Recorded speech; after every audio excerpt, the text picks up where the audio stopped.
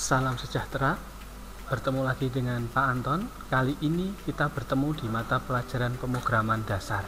Nah, pemrograman dasar ini masuk dalam kelompok C2, yaitu dasar program keahlian, satu kelompok dengan sistem komputer, komputer dan jaringan dasar, serta dasar desain grafis. Nah, dari namanya saja, pemrograman dasar, nanti kita akan belajar tentang bagaimana membuat program. Nah, dan istilah kerennya ini, kita nanti belajar menjadi seorang programmer.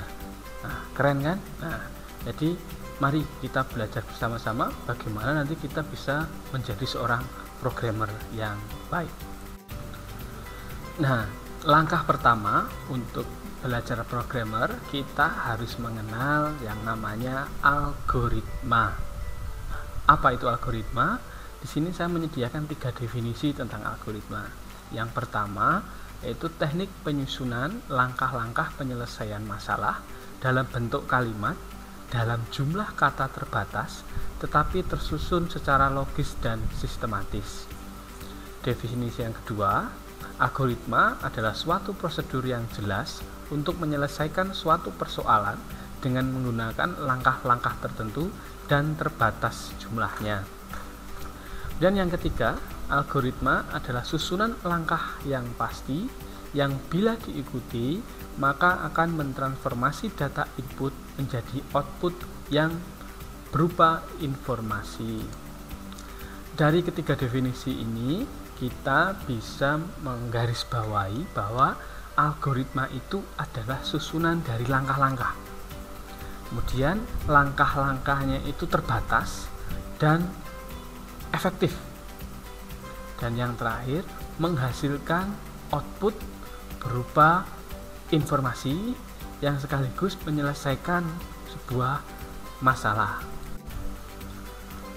Sebagai contoh, saya akan memberikan permasalahan, kemudian nanti kita coba untuk membuat algoritmanya bersama-sama. Nah, ini contoh. Tersedia 2 gelas dengan isi yang berbeda.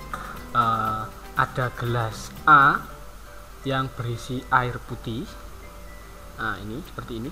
Ini gelas A berisi air putih, dan ada gelas B. Ini gelas B ini yang berisi teh. Nah, permasalahannya adalah bagaimana caranya menukar isi dari kedua gelas tersebut. Nah, bagaimana nih menukar agar gelas A yang berisi air putih dan gelas B yang berisi teh ini bisa bertukar. Jadi nanti hasil akhirnya adalah gelas A menjadi berisi teh dan gelas B menjadi berisi air putih. Nah, kita akan membuat algoritma yang pertama. Nah, kita perlu menyiapkan 1 gelas, yaitu gelas C, untuk menyimpan sementara isi dari gelas A.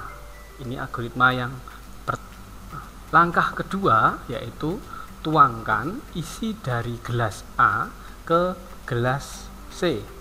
Ini gelas A yang berisi air putih, kita tuang ke gelas C. Kita tuang semua. Berarti sekarang gelas C yang tadi kosong sudah berisi air putih yang kita pindahkan dari gelas A, dan sekarang gelas A ini kosong. Langkah ketiga yaitu tuangkan isi dari gelas B yang berisi teh itu ke gelas A.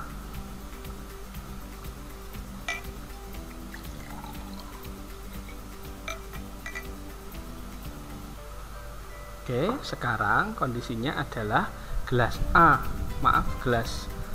ini berisi air teh, gelas B ini kosong, dan gelas C berisi air putih.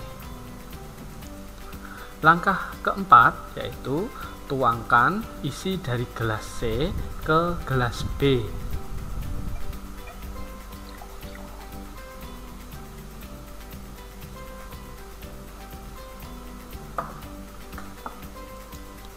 Langkah kelima atau yang terakhir, sekarang kita perhatikan sudah tertukar isi sekarang gelas A gelas A ini sekarang sudah berisi teh, kemudian gelas B sekarang berisi air putih. Jadi untuk permasalahan bagaimana menukar isi dari kedua gelas tadi sudah selesai dengan algoritma yang terdiri dari 5 langkah. Nah, jadi dengan 5 langkah ini persoalannya selesai. Hasil akhirnya adalah isi dari gelas A bertukar dengan gelas B. Nah, ini adalah langkah-langkahnya. Inilah yang disebut dengan algoritma. Lalu mungkin dari kalian ada yang bertanya-tanya, masih banyak cara lain. Oh, tentu masih ada cara lain, tapi harus diingat langkahnya, bagaimana algoritma yang baik itu terbuat tadi, harus ada langkah yang terbatas, kemudian efektif. Nah, misalkan saya mau aja cara lain, misalkan kenapa hanya meminta bantuan 1 gelas, kenapa tidak 2 gelas, kita tambah lagi misalkan 1 gelas lagi, gelas D, lalu kita tuang gelas A ke gelas C, gelas B ke gelas D, lalu dari gelas D kita tukar ke B, dari gelas C kita tukar ke A. Hasilnya akan sama, tapi jumlah langkahnya nanti akan berbeda. Makanya kita harus tekankan bahwa langkah-langkah yang diambil harus adalah langkah-langkah yang efektif. Nah, bagaimana sekarang setelah melihat contoh ilustrasi tadi, mungkin sudah menjadi lebih paham tentang apa itu algoritma. Nah, kemudian kita lanjut tentang ciri algoritma. Menurut ini ada salah satu penulis, Donald, ini dalam beberapa buku algoritmanya menyatakan ada beberapa ciri algoritma, yaitu 1. Algoritma mempunyai awal dan akhir. Jadi maksud adalah suatu algoritma harus berhenti setelah mengerjakan serangkaian tugas. Dengan kata lain, suatu algoritma memiliki langkah yang terbatas. Itu ciri yang pertama. Yang kedua, setiap langkah harus didefinisikan dengan tepat sehingga tidak memiliki arti ganda dan membingungkan. Ya, perlu kalian ingat bahwa dalam satu langkah itu hanya berisi 1 perintah. Jadi, misalkan tadi langkah pertama dalam contoh yang di awal tadi, siapkan gelas C. Nah, itu hanya terdiri 1 langkah. Langkah kedua, tuangkan isi gelas A ke gelas C. Itu langkah kedua. Jadi 1 perintah hanya 1 langkah hanya terdiri 1 perintah. Kemudian apa yang dimaksud tidak memiliki arti ganda? Arti ganda atau kata lainnya adalah ambigu. Itu adalah suatu kata yang bisa bermakna ganda, memiliki arti lain.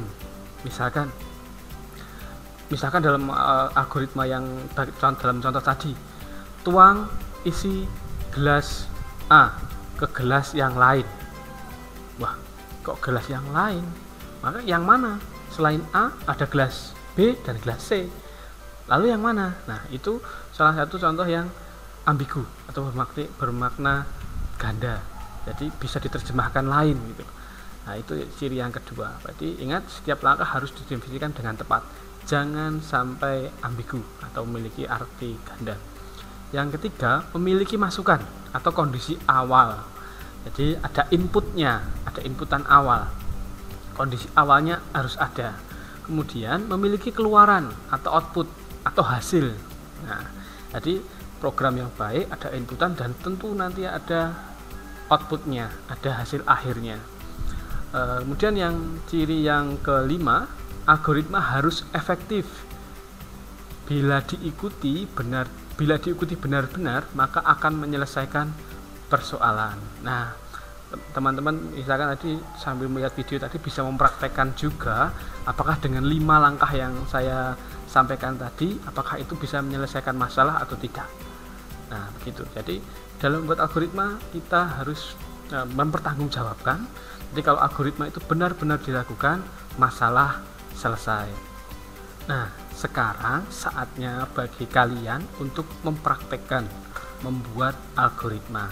Saya beri contoh kasus, yaitu tersedia sebuah ember berisi 2 liter air dan 2 buah gelas dengan ukuran 500 ml dan 300 ml. Jadi ada satu ember berisi 2 liter air, 2 buah gelas yang satu berukuran 5 ml dan satu 300 ml. Permasalahannya, bagaimanakah caranya agar kita dapat mengambil air sebanyak 400 ml dari ember dengan menggunakan bantuan kedua gelas tersebut? Nah, yuk mari kalian kerjakan soal tersebut, kalian tuliskan algoritmanya, dan akan lebih baik jika kalian sambil memanfaatkan barang yang di rumah untuk mempraktikkan langsung. Untuk ember, gelas itu bisa kalian ambil di rumah kalian ya, bisa langsung kalian praktekkan, lalu kalian cari langkah-langkah yang paling efektif untuk menyelesaikan masalah ini. Bapak tunggu ya jawaban kalian, dan terima kasih untuk materi konsep algoritma Bapak akhiri sampai di sini, dan saya tunggu hasil dari pekerjaan kalian. Tuhan memberkati. Terima kasih.